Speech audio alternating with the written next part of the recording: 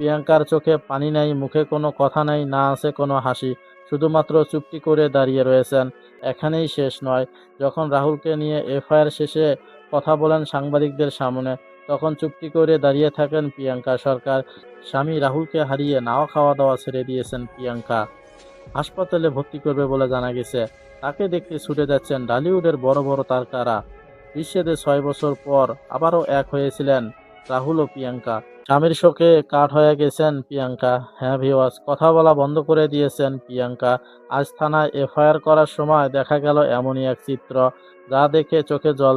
অনেকেই কমেন্ট করেছেন, দিদি তুমি শক্ত হও, তুমি নিজেকে সামলে নাও।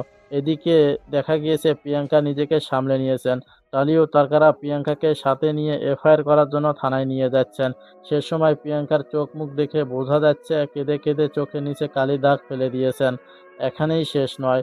যখন রাহুলকে নিয়ে এফআইআর